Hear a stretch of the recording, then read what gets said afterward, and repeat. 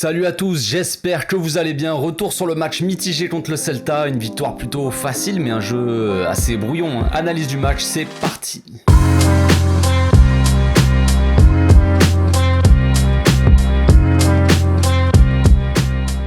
Au passage, n'hésitez pas à vous abonner, liker et commenter, c'est le meilleur moyen de me soutenir et ça fera plaisir à tonton. Bon, tout d'abord, désolé pour le retard, j'ai envie de dire, parce que je devais sortir normalement la vidéo hier et là, j'ai pas eu le temps, j'ai trop de trucs à faire, la vidéo est assez longue en soi, donc voilà, j'ai un petit jour de retard, j'espère que vous ne m'en voudrez pas les amis, voilà, c'est comme ça. Le Barça donc se rapproche de la deuxième place assurée avec sa victoire contre le Celta, une victoire plutôt mitigée mais avec des éclairs de génie venus de Dembélé, évidemment, qui a réveillé un peu tout le monde au bout de 30 minutes, un Araujo endormi avant son choc à la tête, un Ferran complètement cramé qui arrive même plus à courir avec un ballon et un Gavi un peu limité tactiquement. Le Celta nous a fait courir surtout en première mi-temps et qui avait même par moments des grosses phases de possession. Donc en première mi-temps, Xavi avait mis en place une disposition assez originale on va dire. J'ai revu le match le lendemain et je vous avoue que c'est toujours pas très clair pour moi. Regardez par exemple autour de la 15e minute, on avait une défense à 5 avec Ferran et Dembélé sur les côtés, Gavi et Memphis au milieu, Frenkie un peu plus haut et au bas en pointe avec Jordi Alba qui se retrouve là au pressing. Bon, c'est pas forcément représentatif de la disposition de toute la mi-temps non plus, mais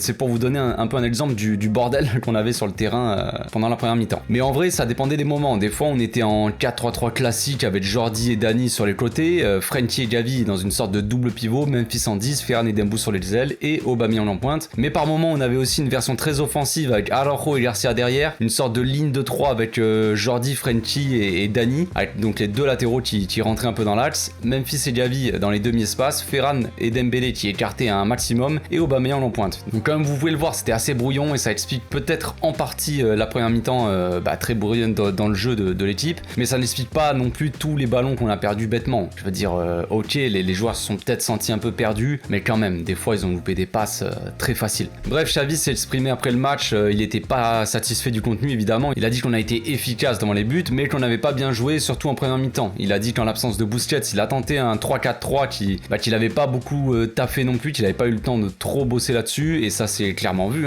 Il a dit que nous avons quand même obtenu 3 points clés pour la deuxième place, on est sur une bonne dynamique de résultats surtout, pas de contenu, mais on doit jouer avec plus de patience et éviter les pertes de balles. Il a félicité Dembélé qui a été décisif sur ses accélérations, il a dit que c'était un joueur spécial, voilà. Il a parlé aussi d'Araujo, au début ils ont eu peur un peu sur le banc de touche forcément, mais apparemment rapidement le médecin a dit que le petit Ronald était conscient et que tout allait bien on va dire, même si c'était un choc à la tête et que ça pouvait être, on savait pas encore si c'était vraiment dangereux ou pas, on savait pas, mais en tout cas ça avait l'air d'aller, déjà le gars était conscient. D'ailleurs il est sorti de l'hôpital le lendemain. Xavi a aussi eu un mot pour Richie Puig, il a dit qu'il a fait une bonne entrée mais qu'il y avait une forte concurrence au milieu, donc c'est pour ça peut-être qu'il joue pas souvent non plus, voilà. Bon, c'est un peu une excuse on va dire parce que contre le Celta il manquait Busquets, on n'avait pas Pedri, on n'a pas Nico, ça fait quand même pas mal. Bref, on va passer maintenant à l'analyse des buts.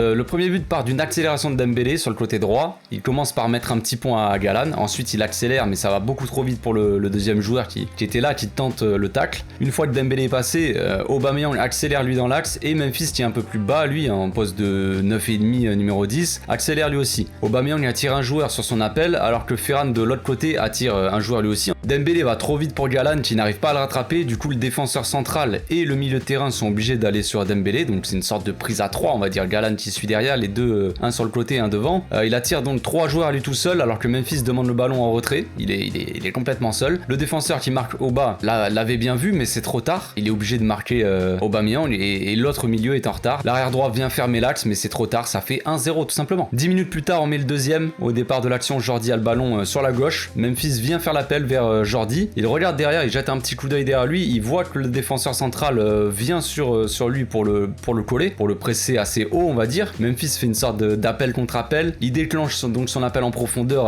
avec une vitesse folle j'ai envie de dire. Le défenseur est donc pris de vitesse, Memphis résiste bien au retour du défenseur quand même, physiquement ça, voilà, on sait que Memphis il est costaud quoi, et il centre un peu comme il peut, le centre est un peu chanceux on va dire, le ballon arrive sur Aubameyang mais avec un peu de chance, on voit le défenseur qui essaie de dégager le ballon mais qui se loupe, on voit Ferran qui arrive sur les ralentis, sur un autre angle on voit qu'il crie à Aubameyang genre laisse, un truc dans le genre, tu sais, si t'as joué au foot tu sais. Mais bon bref, il crie à Aubameyang comme quoi il va avoir le ballon, un truc comme ça, et Aubameyang finalement lui il voulait mettre son but, hein. Comme tout attaquant il est un peu perso, hein, on va dire, donc il a l'occasion de marquer, il marque, hein. Ça fait donc 2-0 avec un but un peu chanceux quand même, que ça soit sur la passe ou même le tir, hein. Le tir de Aubameyang, c'est il tire du gauche sur son pied droit, ça rebondit, c'est un peu bon. Voilà, on va rien dire là-dessus, mais un peu de chance pour le coup. Ça fait plaisir aussi d'avoir un peu de chance. Au retour des vestiaires, Aubameyang lance en profondeur Dembélé sur la droite. On le voit pas au début, mais l'action se passe juste après une récupération, donc c'était une contre-attaque. On voit que l'équipe du Celta est trop haute sur le terrain, hein. Ravi Galan, lui par exemple, si je me trompe pas, se trouve très haut sur le terrain. Je crois que c'est lui là, il est au niveau de l'ailier. Du coup, les milieux doivent compenser, mais ils ont du mal avec la vitesse de Dembélé et Aubameyang, évidemment. Pour le coup, c'est assez mal défendu, je trouve. On voit Aubameyang qui accélère comme un ouf dans l'axe là. Denis Suarez, lui, qui est à côté, le voit, mais il fait pas, soit il fait pas l'effort, soit il se dit de toute façon c'est mort, je pourrais pas le rattraper. Le défenseur central sur Dembélé défend en reculant, et le milieu du Celta qui vient aider aussi laisse beaucoup trop d'espace. Il va sur Dembélé au dernier moment, alors que Memphis lui attire les deux autres défenseurs dans l'axe. Aubameyang se retrouve seul à l'entrée de la surface et ajuste le gardien comme il faut, ça fait 3-0. Le but du Celta, j'ai beau essayer de comprendre, d'essayer de comprendre ça, je n'y arrive pas. Araujo lui recule rapidement pour mettre de l'espace entre l'attaquant et lui. Ter Stegen lui donne le ballon, mais n'est peut-être pas assez précis déjà dans un premier temps. Sur un autre angle de caméra, on voit Ter Stegen qui à aucun moment ne regarde Araujo. Donc il regarde loin, comme s'il allait dégager loin quoi, et la donne sans regarder à Ronald, en mode passe aveugle. Il s'est pris pour Ronaldinho. Donc peut-être que ceci explique cela, mais Araujo réagit pour moi trop lentement. On dirait qu'il est emporté par son élan, par son poids, je sais pas ce qu'il fait, mais je pense qu'il avait le temps de récupérer le ballon, mais il a préféré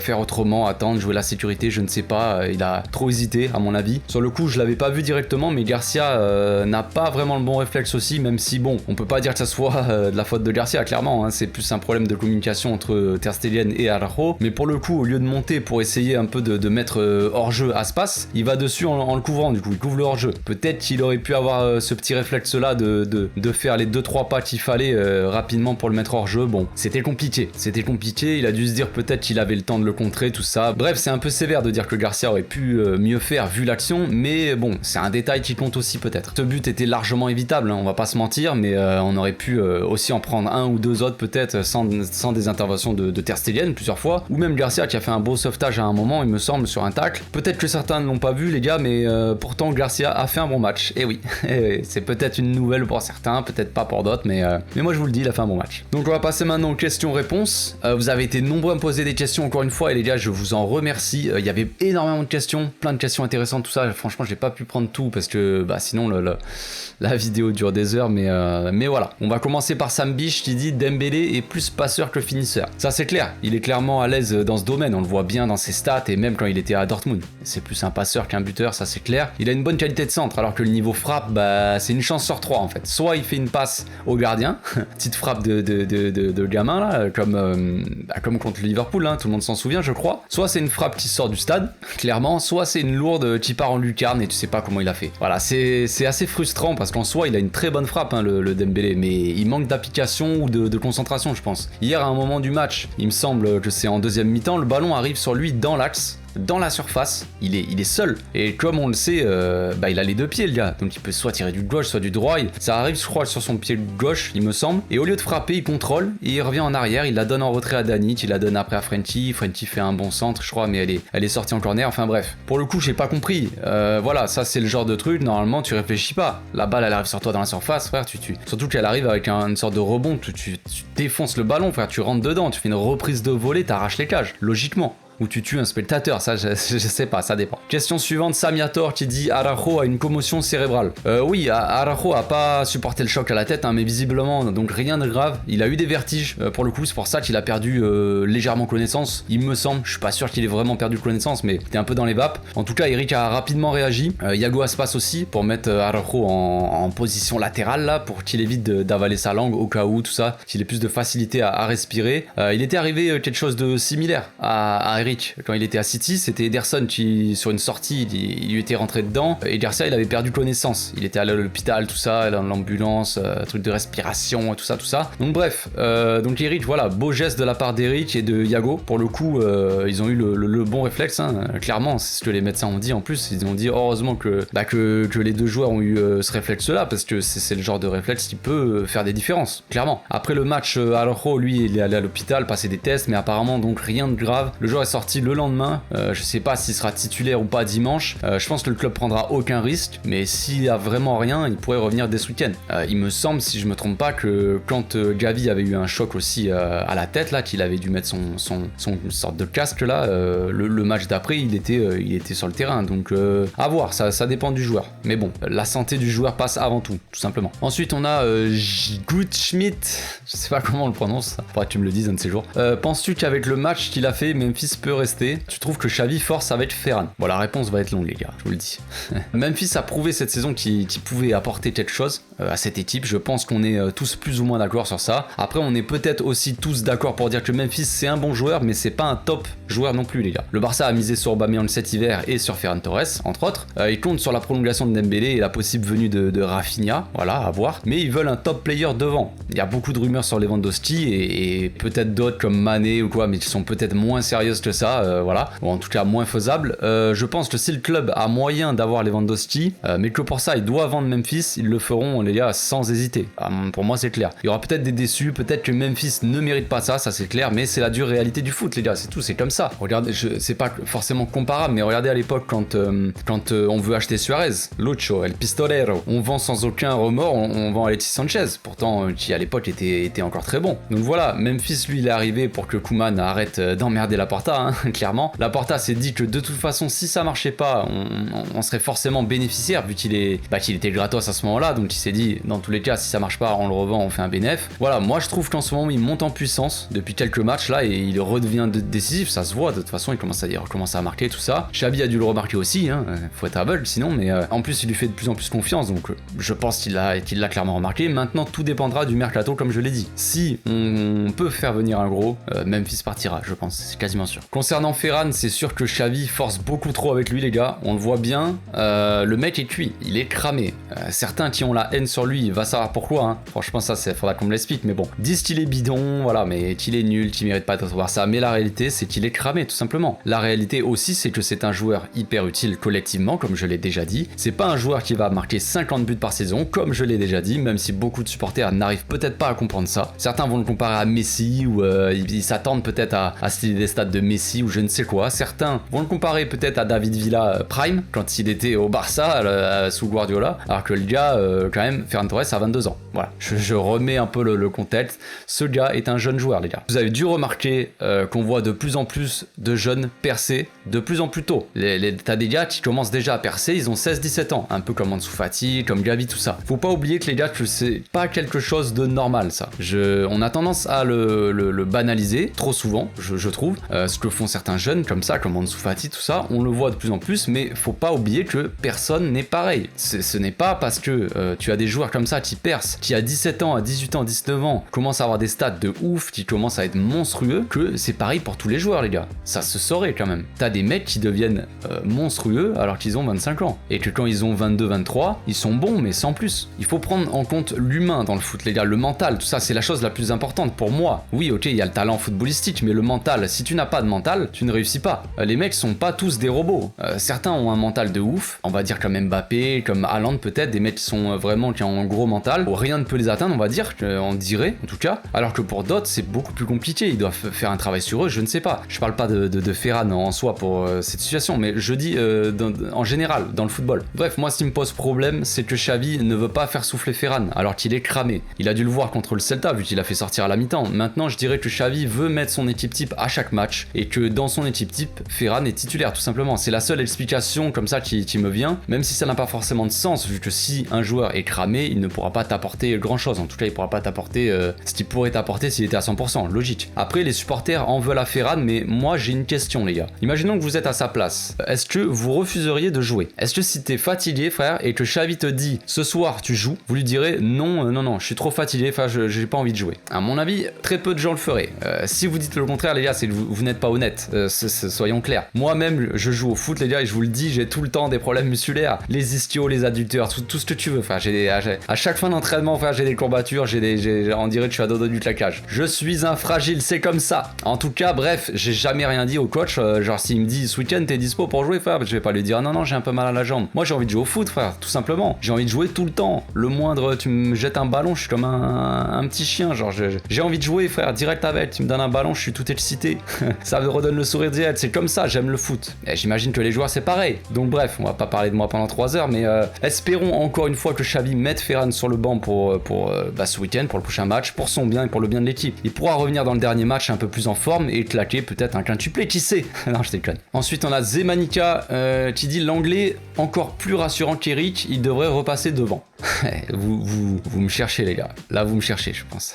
Non, je plaisante. L'anglais est pas mauvais, ouais, en ce moment, quand il rentre, donc c'est cool. Il devrait être titulaire de toute façon sans problème ce week-end, j'imagine, vu que Garcia est absent, justement, donc voilà. Bizarrement, personne n'a souligné le bon match d'Eric hier soir, je trouve ça un peu bizarre. Enfin, personne, quand je dis personne, c'est la plupart des gens. La plupart des gens ont critiqué Eric ou tout ça. Les gars, je ne comprends pas. Ou en tout cas, même s'ils l'ont pas critiqué, par exemple, Araujo, s'il fait un bon match, tout le monde va dire Araujo, c'est un monstre, il a fait un bon match. Avant-hier, Araujo, il a fait un match, voilà, je ne veux pas le tailler ou machin, c'est pas parce qu'il a eu un choc à la tête, les gars, qu'il faut être gentil avec lui. Il a fait un match dégueulasse, Araujo, j'ai trouvé. Il a eu quelques bonnes interventions où il s'est rattrapé, voilà, parce que c'est un bon défenseur, c'est un bon joueur, mais il a fait un match très mauvais, j'ai trouvé. Il a perdu énormément de ballons, il manque de concentration, il faisait, je sais pas où il était, mais il était ailleurs, clairement. À côté de ça, Eric, il fait un très bon match, serein dans ses interventions, tout ça, il a fait juste une erreur à un moment, comme l'a rappelé un frérot dans les commentaires. La seule erreur qu'il fait dans le match, c'est une grosse erreur, il la donne à l'attaquant, il a failli avoir but, il n'y a pas eu but, mais bon, c'était immonde le truc. Tu te dis qu'est-ce qui s'est passé dans sa tête. Mais il venait juste de voir son collègue Ronald partir en ambulance et tout le bordel, donc ça peut te faire un peu sortir de ton match, j'imagine les gars. Hein, comme je le disais tout à l'heure, les mecs c'est des humains, c'est pas des robots, c'est pas la PlayStation, c'est pas machin. Donc pour moi, hier, il a été le meilleur défenseur sur la pelouse, clairement, et de loin en plus. On peut dire tout ce qu'on veut les gars sur Eric, je suis conscient de ses points faibles, le mec il en a, ça c'est clair, voilà, je dis pas que c'est un défenseur de ouf, je dis pas que c'est le meilleur défenseur du monde,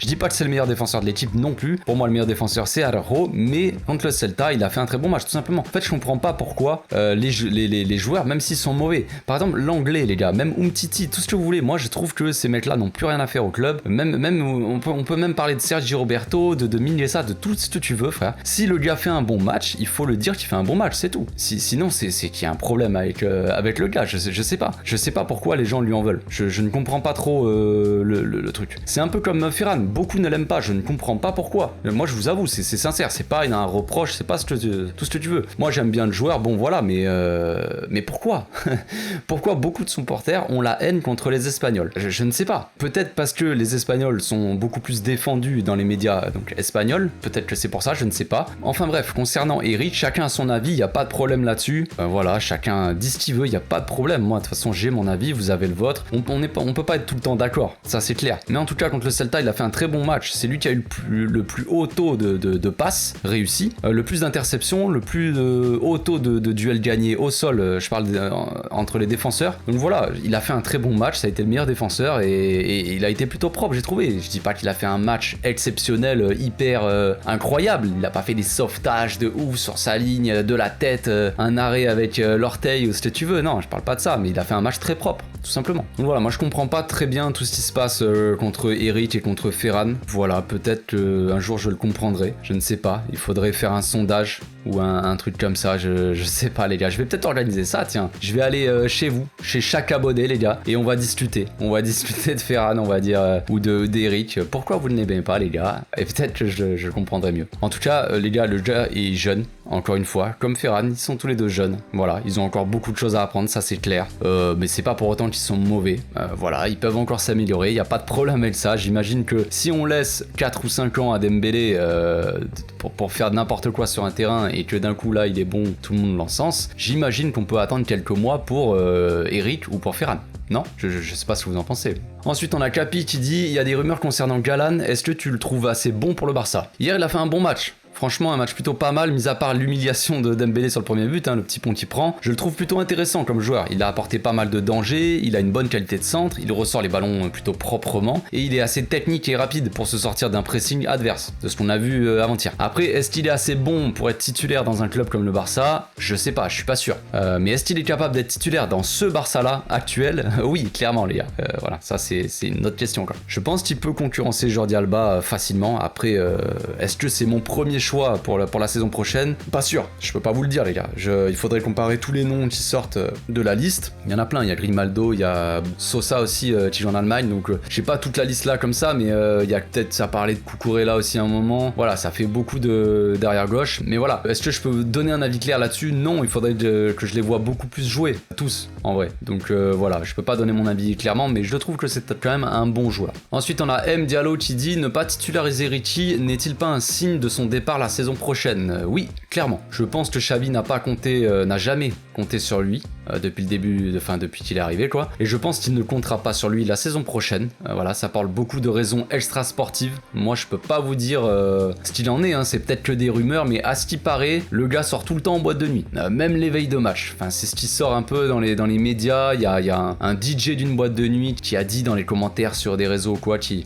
voyait souvent Richie Puig et que ses collègues aussi d'autres boîtes de nuit, le mec était un habitué qui était tout le temps là-bas. Voilà, est-ce que c'est vrai? Je ne peux pas vous le dire. Ça me paraît quand même assez improbable, mais on peut pas vraiment le savoir à moins de le croiser. Mais voilà, si c'est vrai, je pense qu'il a besoin d'une bonne tarte derrière la tronche, parce que le Richie là, quand même frérot, faut pas avoir de cerveau pour faire ça. Si tu fais ça frère, c'est quand même violent. Je trouve que tu as un cerveau qui ne fonctionne pas bien, ou alors tu n'as pas du tout. Parce que t'imagines frère, tu joues au Barça, tu as un gros potentiel, tu peux être un des futurs milieux de terrain, il était très brillant quand il a commencé. Et t'imagines, tu joues au Barça comme ça et tu gâches ta carrière parce que tu sors tous les week-ends en boîte de nuit. Ah là, t'es plus qu'un idiot, t'étais le plus gros idiot de la Terre. Donc j'espère que c'est faux. En tout cas, je pense qu'il partira en prêt la saison prochaine, je pense que c'est quasiment sûr. Peut-être qu'un nouveau club, une nouvelle ville, tout ça, lui remettra un peu les idées en place, j'en sais rien. Ou alors le fera un peu changer, l'améliorera, je ne sais pas, je peux pas vous dire, j'espère que ça sera bénéfique pour lui en tout cas. Ensuite on a Liu Steel qui dit: tu trouves pas que Frenkie est plus épanoui sur le terrain sans Busquets? Question intéressante, j'aimerais bien en faire une analyse bientôt, en tout cas c'est par rapport au match du Celta ou quoi, à chaque fois qu'il a dû remplacer Juan Busquets, parce que cette saison c'est pas arrivé, à part contre Naples et contre là le Celta. Donc voilà, je le ferai, j'essaierai de faire cette vidéo là quand j'aurai plus le temps, parce qu'en ce moment les gars, je vous avoue, c'est très tendu, entre le perso, le professionnel à côté, il y a trop de trucs pour moi, c'est compliqué. Enfin bref, avant-hier je l'ai senti bien, je l'ai senti libéré. J'ai remarqué qu'il parlait beaucoup sur le terrain, il donnait ses instructions à Gavi, tout ça, il parlait beaucoup. J'avais l'impression qu'il était quand même beaucoup plus à l'aise quand il jouait bas sur le terrain. Après, il a pas le même profil que Busquets, le petit Frenkie. Il adore porter le ballon, faire de temps en temps des grandes percées. Contre le Celta, il l'a moins fait, mais quand même de temps en temps, il le faisait un petit peu. Il a quand même perdu quelques ballons, mais ça s'explique aussi par la disposition bizarre de l'équipe en première mi-temps. Sinon, on l'a vu avec un grand sourire après le match, et du coup, oui, je l'ai senti plus épanoui, clairement. Je pense qu'il a tout fait pour montrer à Xavi qui peut-être qu'il préférait ce poste-là, je sais pas, ou en tout cas jouer plus bas. Après, j'en sais rien, je suis pas à sa place, à la place du joueur, je suis pas dans sa tête, je peux pas vous dire si c'est vraiment le cas, mais c'est l'impression que j'ai eu. Je dis pas que Frenkie doit jouer en 6 et avoir le même rôle que Busquets, parce qu'ils n'ont pas le même profil. Busquets c'est plus un joueur de l'ombre, alors que Frenkie est un peu plus dans la lumière, on va dire. Moi je trouve que c'est un peu du gâchis, je vous avoue, que Frenkie n'arrive pas vraiment à performer plus offensivement, parce que vraiment il a vraiment les qualités. Il a les qualités pour être décisif proche de la surface, mais on dirait qu'il a pas vraiment envie. On le voit qu'il est beaucoup plus à l'aise en jouant proche de la défense et en partant de là-bas pour monter et lancer les attaques. On verra la saison prochaine. Je pense que Xavi a une idée de ce qu'il veut faire avec Frenkie, soit le vendre, soit quand même changer de poste, peut-être. J'en sais rien, j'espère voir autre chose la saison prochaine dans l'utilisation de Frenkie, je parle. Ce serait bien de le mettre dans les meilleures dispositions. Moi j'adore Busquets, mais à choisir entre Busquets et Frenkie à mettre dans les meilleures dispositions, franchement je préférerais Frenkie. La saison prochaine les gars, c'est la dernière de Busquets au Barça, et ça devient urgent de trouver une solution de remplacement, donc quitte à mettre un joueur vraiment dans les meilleures dispositions pour qu'il soit l'avenir au milieu, c'est Frenkie logiquement. Dernière question de Hakim qui dit: faut que Dembélé arrête de coller la ligne quand il voit que le jeu se passe dans l'axe. Je suis plus ou moins d'accord avec toi. Par moments, c'est vrai qu'il colle beaucoup trop la ligne, et du coup, quand le ballon arrive de son côté vers la surface, il est trop loin de l'action en fait. Donc il a pas le temps, il doit accélérer, il a pas le temps de frapper ou de centrer. Des fois, il y a des pertes de balles comme ça parce qu'il est trop loin de l'action. Mais ce qu'il faut savoir, c'est que c'est pas lui qui joue comme ça, qui veut vraiment jouer comme ça. C'est Xavi qui lui demande de jouer très proche de la ligne, tout comme Ferran d'ailleurs de l'autre côté. C'est une consigne pour écarter un maximum l'équipe adverse pour que ceux qui sont au milieu s'engouffrent dans les espaces. Généralement, Pedri ou Gavi. Et avant-hier, c'était plutôt Memphis et Gavi. Donc ça marche ou ça marche pas, ça c'est une autre question. Après, il doit peut-être des fois sentir plus le jeu. Peut-être que par moment, il peut avoir des sautes de concentration, je sais pas. Mais par exemple, le fait qu'il soit proche de la ligne sur ses 2 passes décisives, ça a amené les défenseurs et les milieux vers lui et ça a libéré de l'espace dans l'axe. C'est pour ça que Memphis et Aubameyang se sont retrouvés seuls sur les occasions. Donc s'il était rentré dans l'axe peut-être un peu plus tôt, il y aurait peut-être eu un embouteillage ou en tout cas beaucoup trop de joueurs dans l'axe et ça aurait peut-être pas abouti à un but, tu vois. Donc pour moi, c'est pas vraiment un problème. Xavi a l'air de vouloir que Dembélé ou Adama sur la droite collent vraiment la ligne et que de l'autre côté, Ferran ou Memphis rentrent dans l'axe pour laisser le couloir à peut-être Jordi ou Gavi par moment, ça dépend des fois. Donc voilà, c'est une consigne du coach, ça fonctionne plutôt pas mal, à voir. Mais oui, tu as pas tort dans le sens où, comme je te dis, des fois il sent pas le coup et il devrait se rapprocher ou ça dépend des actions en fait. Il faut qu'il soit vraiment concentré et plus sentir le coup tout simplement. Voilà, c'est tout pour aujourd'hui. J'espère que ma vidéo vous a plu. Il y avait plein de questions intéressantes comme je l'ai dit, mais on pourrait parler pendant des heures, mais bon, c'est compliqué là. On aura l'occasion de le faire un de ces 4 sur Twitch par exemple, où je pourrais rester, les gars, on pourra se faire un live de 4 heures, frère, où je parle que de ça. Ça va être, ça sera peut-être sympa, mais bon bref, on verra. On se retrouve bientôt pour une nouvelle vidéo les gars, d'ici là portez-vous bien, passez une très bonne journée, ciao.